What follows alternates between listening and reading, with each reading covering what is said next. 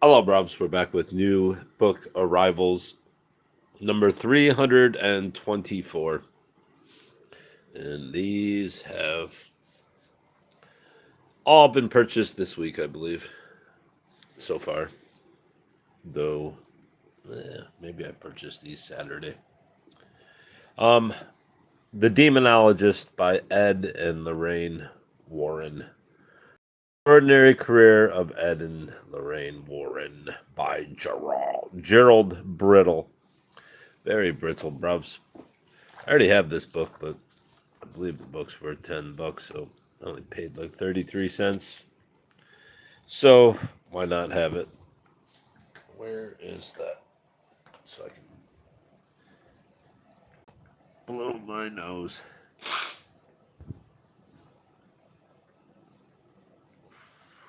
Winter's wonderful. If you think ghosts are only responsible for hauntings, think again. The demonologist reveals the grave religious process behind supernatural events and how it can happen to you. Used as a text in seminaries and classrooms, this is one book you can't put down. For over 5 decades, Ed and Lorraine Warren have been known as the world's most renowned paranormal investigators. The Origins of Christmas by Joseph F. Kelly. This just happened to be there, and it was, December 23rd yesterday when I bought it. So, when was Christmas first celebrated? How did December 25 become a date? How did the Bible's Magi from the East become three kings named Melchior, Caspar, and Balthazar, who rode camels from three different continents to venerate the newborn Christ? Why did medieval and Renaissance artists so frequently portray Joseph as an old man? Moon Magic. Your Complete Guide to Harnessing the Mystical Energy of the Moon by Diane Elquist, The Alchemist. 2017. Just as our ancestors relied on the heavens to inform and predict many areas of life, we too can incorporate the powerful energy of the universe into our lives. Learn how to harness the power for manifesting your goals, finding emotional balance, and maintaining physical wellness in Moon Magic. He killed them all. Janine Perro, Robert Durst, and My Quest for Justice. Former prosecutor Janine Pirro, the true hero of the hit HBO documentary series The Jinx, offers the transfixing true story of her tireless 15-year investigation into accused murderer Robert Durst for the disappearance of his wife Kathleen Durst and other crimes. Thanks, Marjorie. The name Durst meant nothing to Janine Perro 15 years ago when the former district attorney reopened the cold case of a beautiful fourth year medical student who disappeared without a trace in 1982. Instead, Perro felt a kinship with Kathleen Durst, whose life had many parallels to her own, and a deep sense of how strange it was for the seemingly happy 29-year-old woman to vanish from the face of the earth just months before graduation, while her eccentric husband, a millionaire real estate heir, waited 5 days to report her missing. The Mystical, Magical, Marvelous World of Dreams by Wilda B. Tanner. There she is. Wilda B. Tanner is an ordained minister, teacher, and philosopher who has been counseling others since early college days. A person of deep insight into human nature, Wilda has always been sought out because she cares about people's problems. A meaningful dream experience in 1969 began a fascinating personal journey into the world of dream dynamics. There's my dream, not to have a stuffed nose. if I didn't have Satan blowing on me over here, warming up my skull. Wilda has taught dream interpretation throughout the United States and Canada, from workshops in homes, churches, and clubs to classes. Christmas tree represents your Christ consciousness, Christ-like way of life, Christ-like ideas, and also your Christmas spirit. Rip Van Winkle and the Legend of Sleepy Hollow by Washington Irving. Do I really need this? Probably do need it. Washington Irving was America's first successful professional writer, immensely popular when they first appeared in 1820. These two haunting tales of the Hudson Valley and its denizens, classics of American literature, have frightened and delighted countless readers. Of course, this is a Penguin 60, which is a pocket-sized book, just smaller than a mass-market paperback. So I used to have a ton of these, and then I started collecting them again because why wouldn't I? They're awesome. Angela Y. Davis, Are Prisons Obsolete?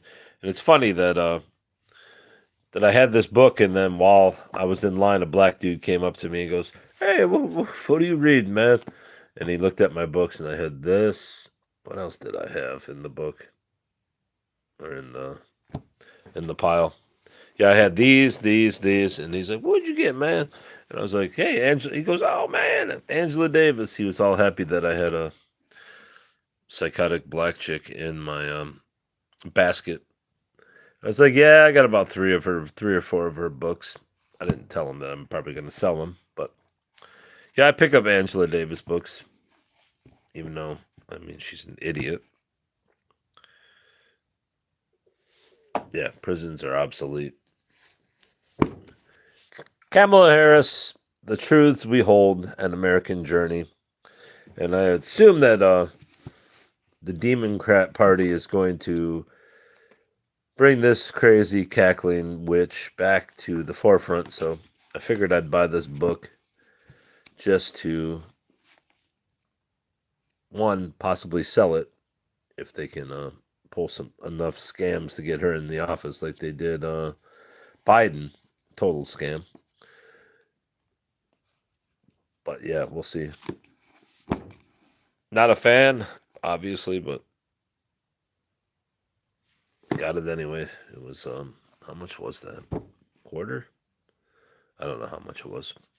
Where did I even get these? No, that was a 50-cent book. Ontario Ghost Stories by Barbara Smith. Ontario's colorful history has given rise to spine-tingling, blood-curdling tales that will have you checking under the bed, behind closet doors, and in the basement. The stories range from long-dead relatives returning for a last look at a loved one to loud footsteps, flashing lights, and crashing noises in the unoccupied upstairs of that old house down the road.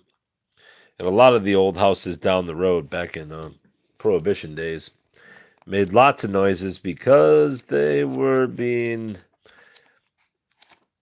used as laboratories for making whiskey and such. And obviously the alcohol stills would groan and moan. So people thought there were ghosts inside them.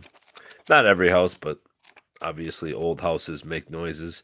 My old house, which I think is 110 years old this year, makes all kinds of noises. It sounds like people are walking up the stairs. It's nothing, buddy. It's just the crackling goodness of wood. What's this? What we got here, bruv? A little blob. All right. Spiritual science. Why science needs spirituality to make sense of the world. I don't think it does, and I don't think science makes sense of the world itself. So in this groundbreaking book, Steve Taylor offers a new vision of the world that is compatible with both modern science and ancient spiritual teachings. Spiritual science reveals Taylor's pan-spiritist view of reality, one that transcends both conventional science and religion and answers many of the riddles that neither can fully explain. Ted Bundy, Conversations with a Killer. And somebody jizzed on the corner of this, but it's in pretty good shape other than that and the removal of whatever was. Oh, I'm guessing that once it got wet, it stuck to something, and that's usually what happens. It pulls away. There's Ted. Assumes a prayer-like pose as he awaits the verdict. Right, Bundy's reaction to the verdict that he die in the electric chair. He's like, "Oh shit!" Ted did not like it. Poor Ted. He only killed what 35 women. Terry Brooks, Running with the Demon, a novel of good and evil. Don't recall where I bought this. Probably at a 25-cent sale. 25-cent sale.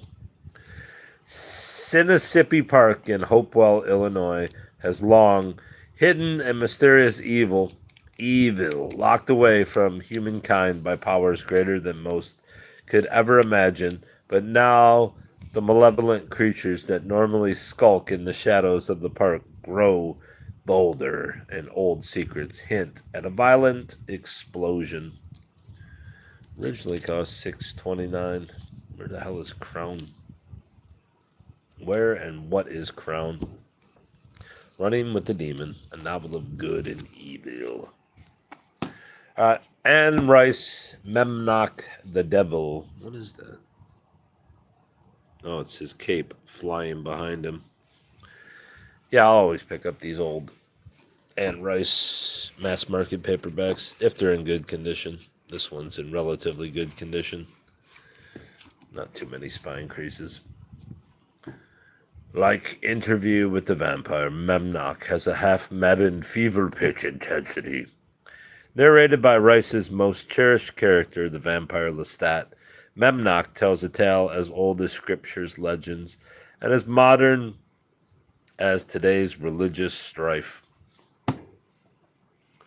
Inside the Third Reich by Albert Speer, a unique portrait of Hitler, one that is unlikely ever to be surpassed. Vampire bite in there. Looks like someone's pube hanging out the bottom. The unparalleled worldwide bestseller, not only the most significant personal German account to come out of the war, but the most revealing document on the Hitler phenomenon yet written. An astonishing performance that spares no one, and even ex-Nazi minister Speer himself. One of the epic's most important documents. Wait, this guy was was a Nazi? What year did this come out? 60s? Be nice if I could turn this first page. Albert Speer, translated from the German. I guess maybe it was. Can't do it. Okay. I finally get it, and then I lost it. The Doll Maker, Harriet Arnau. From the hills of Kentucky to the chilling indifference of a big city, she fought to keep her dignity. An epic novel of unique personal triumph. And I probably wouldn't have bought this, but for the fact that she goes to Detroit. I don't know where it says it, but there it is.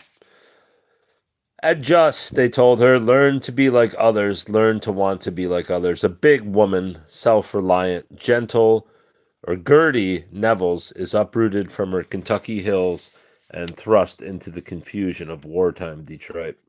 There, against the sudden harsh impact of a big city, she and her family struggle to retain the independence that is their heritage, a struggle that ends in triumph in a unique way through Gertie's courage and innocence of spirit.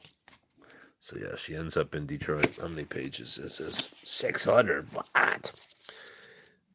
All right, well, I plan to read this eventually on this channel just because of the Detroit connection. This is for me mother who still loves crossword puzzles, so she will get it when I see her.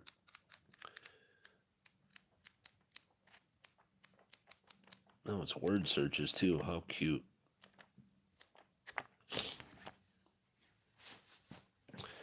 Dr. Faustus, Christopher Marlowe. Wait, wasn't that by... Oh, is there two different Dr. Faustus?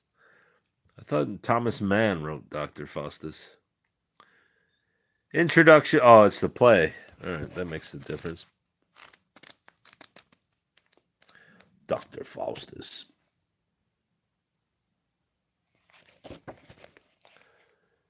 Introduction to the play by the editor Sylvan Barnett. The full text with detailed footnotes at the bottom of each page, keyed to the numbered lines. Textual note. Count Luckner, the Sea Devil, by Lowell Thomas, not Thomas Lowell. There he is. Count Felix von Luckner, the most romantic and mysterious figure of the World War, with powerful hands, tears a telephone book into 4 parts. What an idiot. Yeah, I'll rip this telephone book in 6 for no reason. Copyright 1927. We meet a flying buccaneer saved by an albatross, Salvation kangaroos, and fakers in Australia.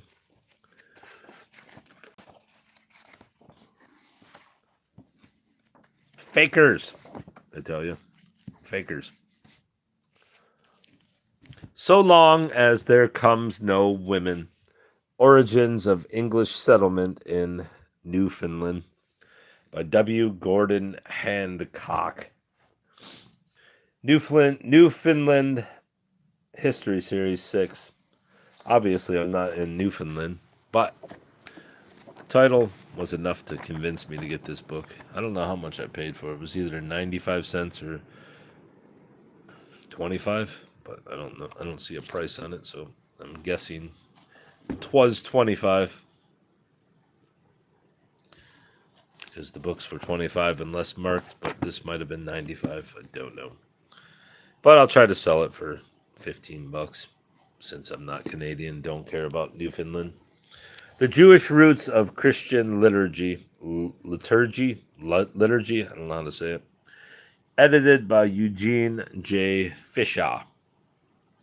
Since there's the ongoing war between Christianity and Judaism, figured I'd buy this book to add to the war. The crucial issue in the church's lively dialogue with Judaism today is the conviction that the Jewish religion is not extrinsic but intrinsic to Christianity. One clear example of this is that Christian forms of worship developed from the Jewish liturgy, and our liturgies interact spiritually and historically even today. There exists a profound relationship between Christians and Jews not shared with any other religion.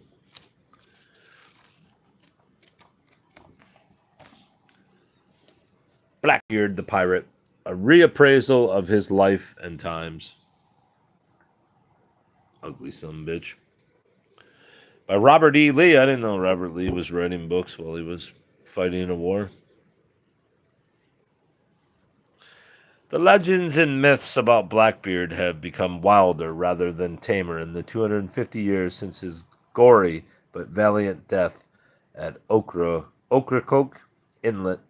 It is difficult for historians and all but impossible for the general reader to separate fact from fiction. Lee has studied virtually every scrap of information available about the pirate and his contemporaries in an attempt to find the real Blackbeard. The result is a fascinating and authoritative study that reads like an exciting swashbuckler.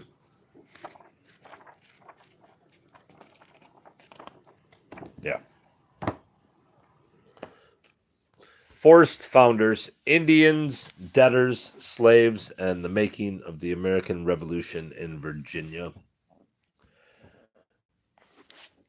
Oh, I got some stickiness here.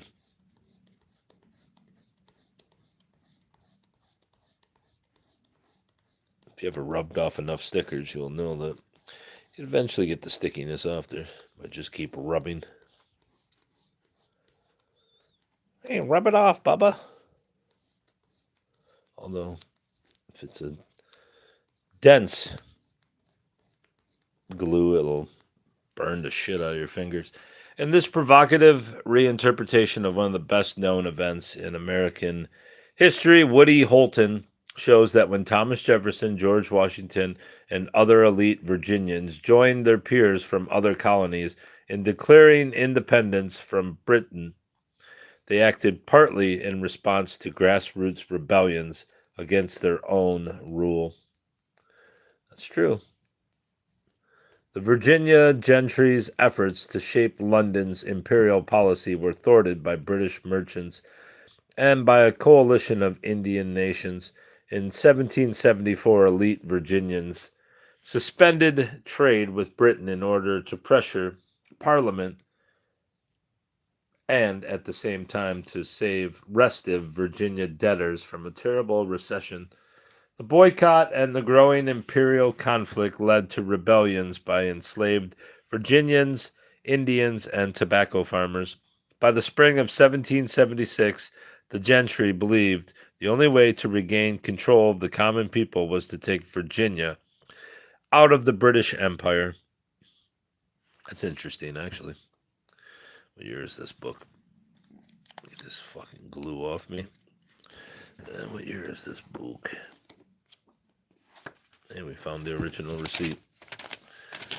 Where did he buy it at? Come on, bastard, open up.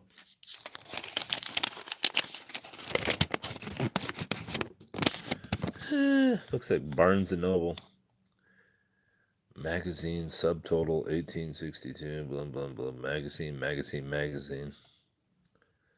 Oh, he only bought magazines, so it has nothing to do with this book. What year was this? 1999.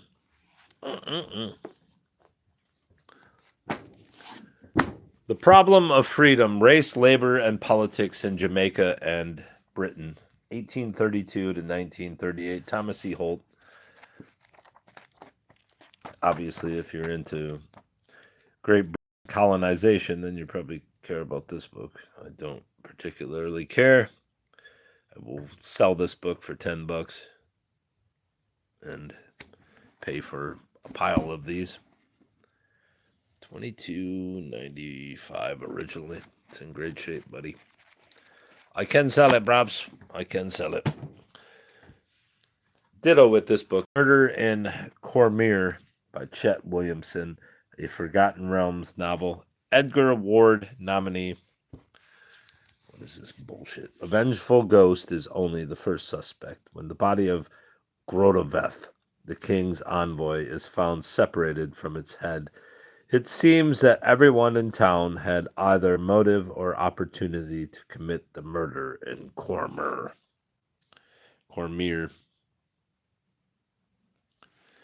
1998. Forgotten Realms. Fantasy, not my thing. Winesburg, Ohio. Sherwood Anderson with the new introduction by Malcolm Colley. And this was a 25-cent book. Not in great shape, but it's great. Vintage appeal. Athletic scholarship. What the hell is that about? The Viking Press. It's got to be from the 50s, right? 69. I was close. Published in 58. But 20th printing, 1969. Well read, bruv.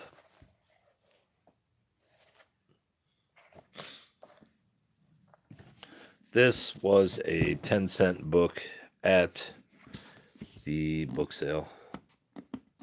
They have a 10-cent racks, so I always go to those, of course. And if I rip this fucker off, it'd probably look rather fetching.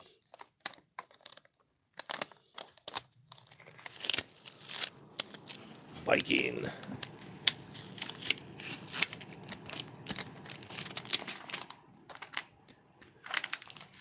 Let's watch a guy fucking rip off a sticker. Compelling. Very compelling broadcast there. Oh well, I'm not going to do it. Humboldt's Gift by Saul Bellow. And not a fan of Saul Bellow, but I am a fan of John Berryman, who was a friend of Saul Bellow, so there's that. I pass over a lot of Saul Bellow books. One of the ones I've been seeing recently is More Die of Heartbreak. See that book everywhere I go. No one cares about Saul Bellow, obviously. Didn't he win the Pulitzer at some point? Mosby's Memoirs. Herzog. McKee Library, OPSU.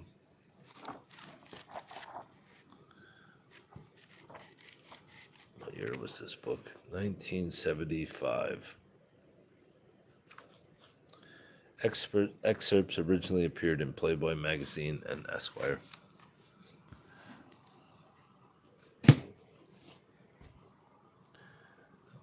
Gontran de Ponson's Kabluna.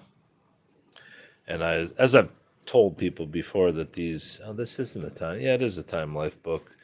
The covers on these will inevitably come off. If you crease them enough, they will just break right off. I've had at least 4 or 5 books that fit into that category where they'll just break off. You open them enough and they will fall off. Kabluna by Gontran de Ponsons. Illustrated by the author. It seems to be about Eskimos. This is an extraordinary book, ostensibly a study of Eskimo life. There you go. It is a study of Eskimo life, bruv. Reprinted 1980. All right, Satan. You're burning my skin. You got to go off. I did not know it was about Eskimos, even though there is an Eskimo right on the frickin' cover. The secrets in the fields, the science and mysticism of crop circles. Freddie Silva. Can't remember where I got this one. Where did I find this? Where did I find this? Oh, I know. It was at... Was it there? I think it was at the Value World. 25-cent book. They appear at night. Complex designs, mysteriously imprinted on fields of almost ripened grain. Nobody knows how they got there. We all know how they got there. They draw a little fucking circle there. This and this. I don't want to rip this. Staff directories that I purchased at John King Books in Detroit. When I was downtown getting my eyeball looked at. And then they meth me up. Not meth, but they dilate your eyes so they can look inside it. And so my vision was blurry as hell, so but somehow I still managed to pull these 2 little booklets from the city where I live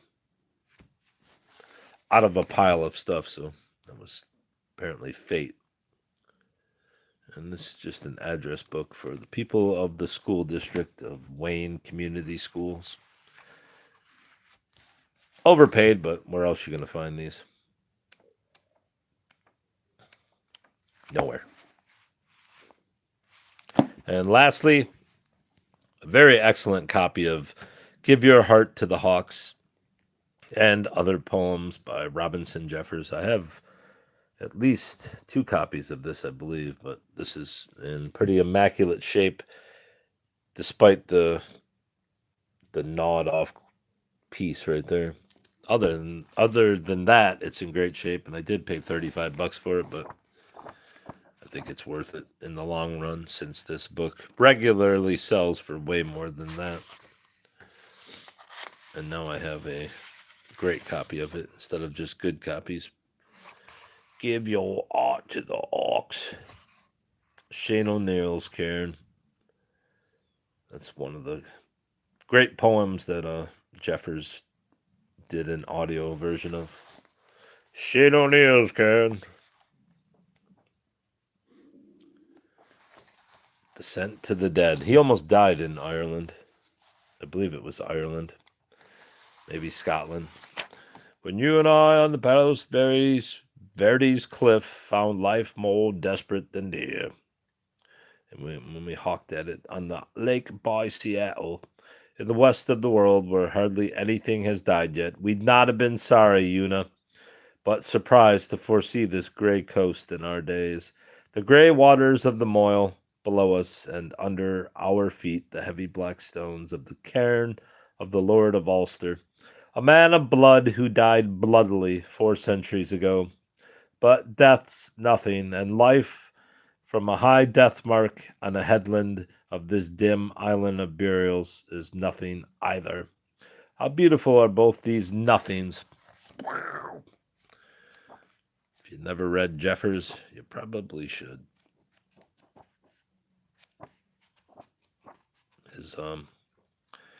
His title poems of most of his books, like Give Your Heart to the Hawks, are long narratives. They're kind of like the most insane novel you've ever read,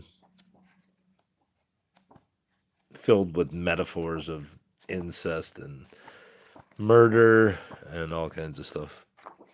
Crazy reading for 1930s, 1933. All right, Brobs, that's all. That's all I got. Except for my stomach rumbling. That's all I got. Actually, I'll stay to 33 since 1933. It's a sign, bruv. Got one more minute. Can we read something else? The low sky, no vulture is here, hardly a hawk. Could long wings or great eyes fly under this low-lidded soft sky? On the wide heather, the curlew's whistle dies of its echo. It has no room under the low lid of this tomb.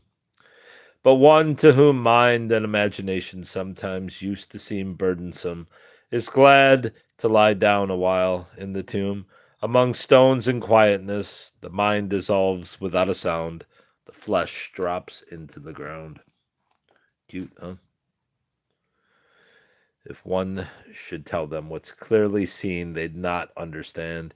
If they understood, they would not believe. If they understood and believed, they'd say, hater of men, annihilating with the sterile, enormous splendor our lives. Where are our lives? A little chilled, perhaps, but not hurt. But it's quite true that invulnerable love is not bought for nothing. It is better, no doubt, to give crumbs than the loaf. Make fables again. Tell people not to fear death. Toughen their bones, if possible, with bitter fables not to fear life. And one's own not to have pity too much. For it seems compassion sticks longer than the other colors in this bleaching cloth.